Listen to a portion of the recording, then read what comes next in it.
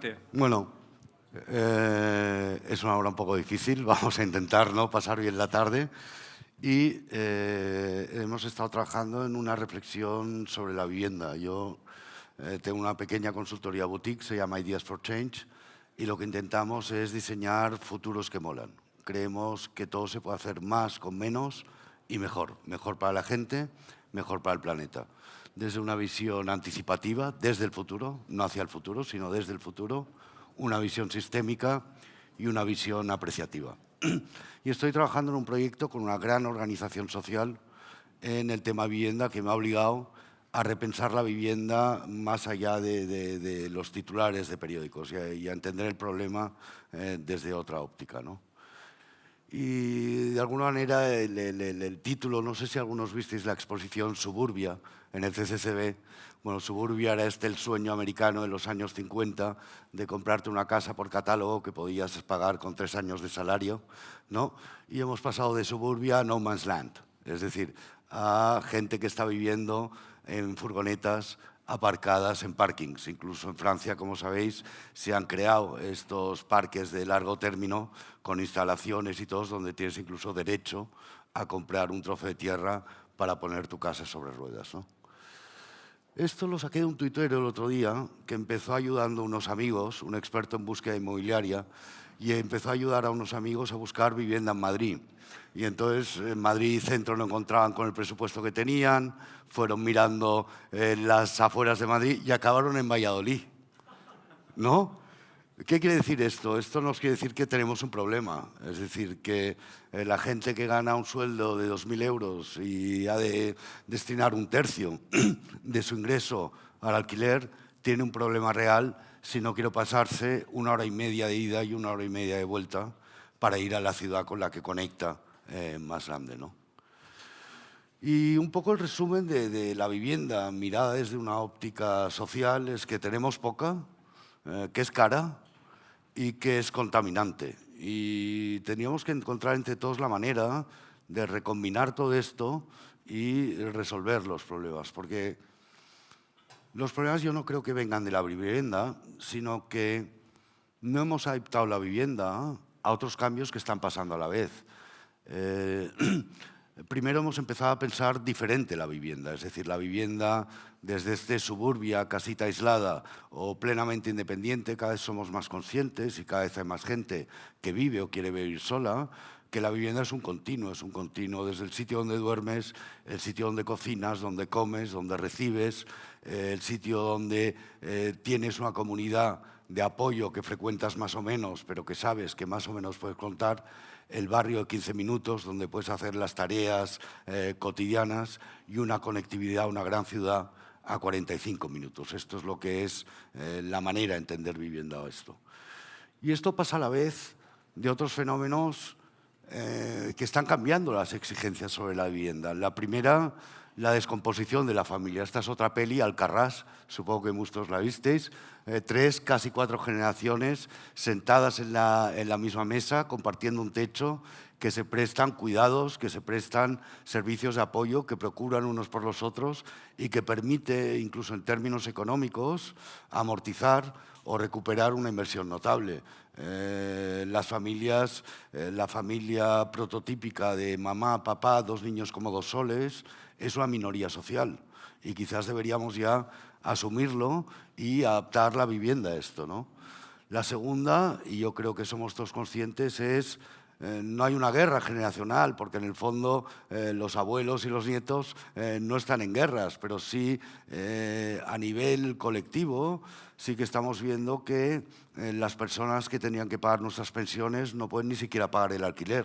Y, ¿no? Y estamos viendo una problemática en las herencias, los que la tienen si la pueden aceptar y los que no tienen porque les va a ser muy difícil acceder a cosas. Estamos viendo cambios en el teletrabajo, se ha dicho esta mañana en el teletrabajo, pero viene la derivada de la inteligencia artificial, oiremos más esta tarde esto, pero situaros en 5 años donde podrás comprar un robot, 30.000 euros, 5 años de garantía, trabajando 24 horas. El cambio que hemos visto en el trabajo no tiene nada que ver. Esta gran organización social con la que estoy trabajando se dio cuenta, por ejemplo, de que la huelga de los automovilistas de Detroit y la huelga de los guionistas de Hollywood pasaban en paralelo.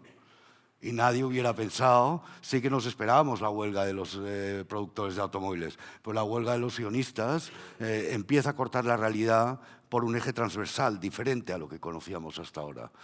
Hemos de pensar en la renovación energética y parte de la renovación energética y parte de la solución que necesitamos tanto para la vivienda como para la energía viene de interconectar cosas, y a veces interconectar incluso dentro de un edificio grande no tiene mucho sentido. Si los horarios comerciales son unos y los horarios de vivienda son otros, es mejor compensar entre ellos que intentar reducir en un lugar solo. Y tenemos, por último, el reto de la movilidad. Vivir en Valladolid no sería problema, o vivir a según qué distancia no sería problema si tuviéramos movilidad a demanda sin esperar, si queréis, a la movilidad autónoma que está, y yo no me atrevo a decir cuándo, pero vaya, si decimos de aquí 50 años estaríamos todos de acuerdo, si decimos de aquí 5, igual podemos tener más conversaciones de si será solo en las grandes ciudades o será también la periferia. En este contexto, lo que estamos viendo es el campo de batalla en que se sitúan las fuerzas de la oferta y de la demanda, que es de lo que voy a hablar ahora, ¿no? Podemos pensar en una dimensión espacial. Tú puedes tener derecho a un suelo o a una habitación o a un piso o a una propiedad en un edificio, ¿no? Y en términos de tiempo nos podemos poner de acuerdo por horas, por días, por meses, por años o por vidas. Y lo que vemos es que el deseo social, o por lo menos el deseo social del cual hablamos, es el pisito de por vida, para entendernos. Si es en propiedad, mucho mejor. Si es una cooperativa de vivienda con cesión de suelo, pero que te da 99 años de derechos, tampoco hay problema, porque aunque vivamos 100, antes del primer año tampoco te vas a firmar ningún contrato. Lo que vemos, por otro lado, es que si existiera el alquiler indefinido, estaríamos en la misma situación, seríamos capaces de proveer, ¿no?, esta seguridad de por vida. Sin embargo, lo que vemos es que la rentabilidad, y sobre todo de manera acelerada en los últimos años, motivada por los avances tecnológicos, cuando teníamos teléfonos fijos, alquilábamos apartamentos por semanas; cuando tuvimos teléfonos móviles, alquilábamos apartamentos por días; con el cerrojo conectado, alquilas apartamentos por horas. Lo que vemos es que la rentabilidad va aquí. Con lo cual, una primera impresión es que para resolver esto hay en parte que hacer el viaje del salmón, hay que nadar contra corriente. Lo que pasa es que hay muchas presas y hay mucha corriente de bajada, con lo cual no es fácil, pero sí que vemos algunas actuaciones legislativas que permiten hacer esto, ¿no? Cuando nos preguntamos cómo se genera la demanda, lo que vemos es que hablamos del problema de la vivienda, pero el problema de la vivienda no son uno, yo diría que son por lo menos 18 problemas diferentes.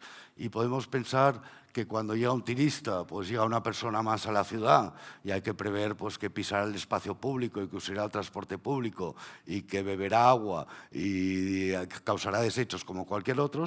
Sin duda necesita una habitación y tiene dinero y puede pagar por días. Ahora bien, cuando llega un temporero, un empleado, una empleada de la sanidad que va a hacer la temporada en Ibiza, o alguien que va a hacer la temporada de la fresa en Huelva, ostras, viene una persona nueva, necesita sin duda una habitación, no está tan claro que tenga capacidad económica. Por no hablar de un migrante que viene aquí de manera heroica, legal o ilegal, pero vaya, si viene aquí, nadie migra porque quiera, viene con muy pocos recursos, sigue necesitando una habitación. Y los nacimientos, las separaciones, la tasa de divorcio en los matrimonios está prácticamente en un 50%. Hemos de anticipar esta situación, y las separaciones, las que lo hayáis vivido, suponen un estrés habitacional brutal y un estrés económico. Has de pagar 2 o a veces 3 hogares en esta fórmula donde a veces los niños se quedan en casa. Las uniones son una manera de simplificar, amortizas una habitación, ¿no? Y otro problema que tenemos son los emancipados. No aumentan la población, pero no tienen pasta en general, salvo ayuda de los padres para acceder a la vivienda, ¿no?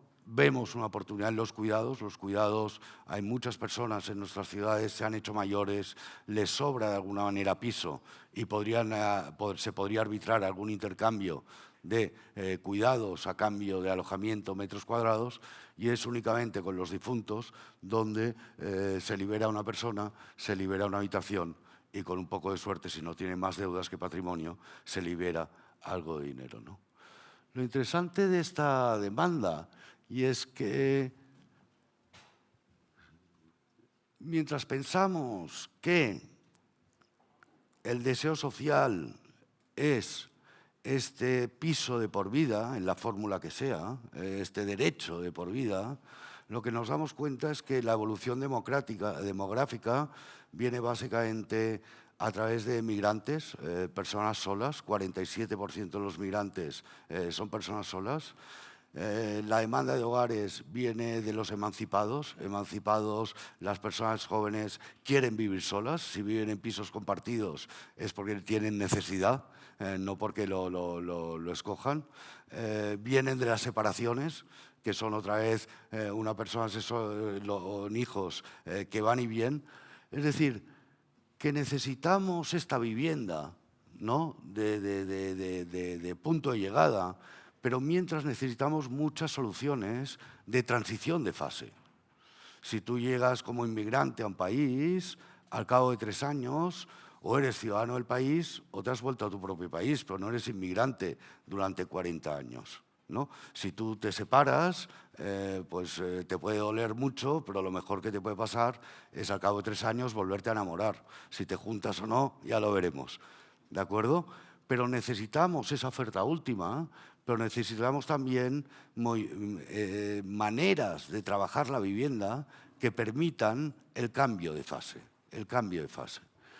Si miramos cómo se genera la oferta, el marco legal y las expectativas entre las viviendas que hay disponibles, el marco legal y las expectativas de retorno es lo que nos dicen, y aquí es donde las leyes, los incentivos fiscales intentan cambiar la ecuación si el mismo edificio se convierte en habitaciones por horas o en pisos para toda la vida. Y podemos ver que tuneando permisos, licencias, incentivos fiscales, consigues, no siempre, cambiar la proporción. Podemos recuperar viviendas fuera del mercado, de herencias, o superar los miedos, o esta cosa intergeneracional. La movilidad es clave muchas veces. Hay viviendas, nos hablará Diego más tarde, fuera de la movilidad, que si estuvieran conectadas probablemente volverían a tener valor. Podemos generar vivienda nueva, hay suelo urbano y estamos viendo cómo las administraciones dan pasos para ponerlo a disposición. Se pueden reducir los costes, sobre todo los tiempos de construcción. Fórmulas como la cooperativa permite reducir hasta un 20% los costes de coordinación de la obra. Podemos renovar viviendas y yo creo que esto es muy importante, es decir, por muy rápido que vayamos intentando resolver la crisis habitacional con nuevas viviendas, me parece fundamental abordar la renovación, y yo creo que nos lo explicaba antes Nacho de una manera espectacular en términos de negocio. Creo que en términos de vivienda hay una conjunción de generaciones muy mayores que no necesitan tantos metros cuadrados, en muy buena educación, con falta de liquidez y con necesidad de servicios que quizás aceptarían, y se están ensayando fórmulas en este sentido, ¿no? ¿Con esto qué quiero decir? Que necesitamos vivienda, más vivienda sin duda, pero necesitamos también, y yo creo que esta mañana nos ha explicado un poco el mismo movimiento en términos de negocios, es decir, no es solo el edificio, son los servicios, es el contexto del edificio el que proporciona valor. Me parece que para fomentar estos sistemas de transición de fase antes de la vivienda última, necesitamos intercalar 3 cosas. El techo, desde luego, con esta reflexión de qué es privado, qué es común, qué tengo a 15 minutos, qué tengo a 45. Los cuidados, y lo que estamos viendo es que esta idea de la economía de los cuidados, algún día vamos a ser capaces de darle valor social. Es muy raro que si yo voy a hacerle compañía a mi madre el PIB no aumente, pero si contrato a alguien para que haga compañía a mi madre, el PIB sí que aumente. Algún día tenemos que hacer una reflexión sobre el valor, Pero creo que es muy importante también integrar estos servicios a la transición. ¿Qué quiero decir? Tenemos la experiencia, por ejemplo, de Sogeviso con Pau Pérez de Hacha. Alquiler social, 190 euros al mes, que parece muy poco. Capacidad de pago continuo del alquiler del 70%, cuando das servicios de ayuda a esta transición personal de la que hablábamos, oye, te toca esta subvención, tienes derecho a esta ayuda, o certifica, es muy difícil, por ejemplo, que los inmigrantes consigan certificar la formación, y aunque sea arreglada, que tuvieron en origen, ¿no? Certifica tu formación, o ves a este curso, o aprovechas esta oportunidad de ocupación. Me parece que tenemos que diseñar sistemas integrales y no separar los problemas, porque lo que necesita alguien que está en esta transición, en este cambio de fase, es una conjunción de las tres cosas.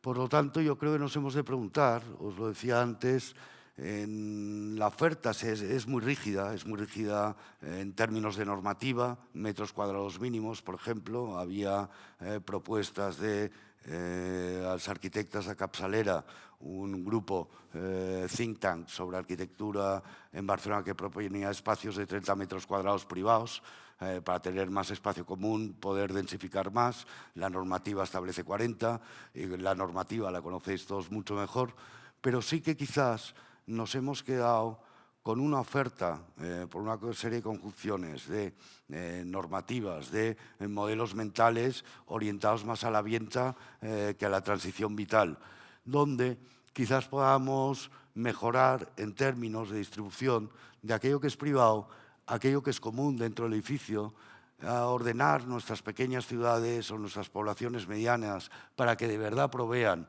los servicios que ha de proveer la ciudad en los 15 minutos y garantizarnos conectividad 45 minutos. Y yo creo que es mucho más barato y que socialmente igual montar buses a demanda, no solo de las poblaciones cercanas a la capital más próxima, sino entre ellas, porque muchas veces lo que falla es el tejido no radial, sino el tejido reticular entre poblaciones. Me parece que una inversión, aunque fueran autobuses a demanda, todos conocemos el software que lo permitiría avanzar en la provisión de estas soluciones que no son el destino final, pero son las que necesitan los colectivos más vulnerables de nuestra sociedad.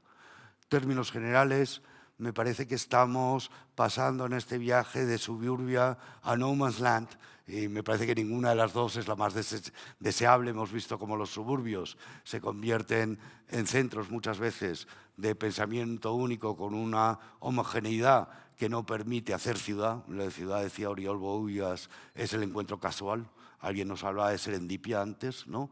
Pero sí que hemos de pasar igual de un marco mental, de una vivienda unipersonal a un contexto más compartido, de un espacio piso, ¿no? Cerrado, sin duda, un espacio privado, pero con espacios comunes. Igual puedes recibir a 4 en casa, pero si quieres recibir a 12, tienes un espacio común.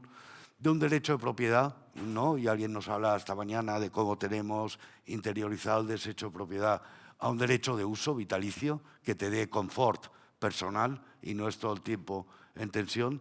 De una ubicación urbana, estamos todos luchando por tener el metro en casa, a una ubicación conectada con el transporte bajo demanda, de una situación ambiental contaminante a una habitación ambiental sostenible. Pues muchas gracias.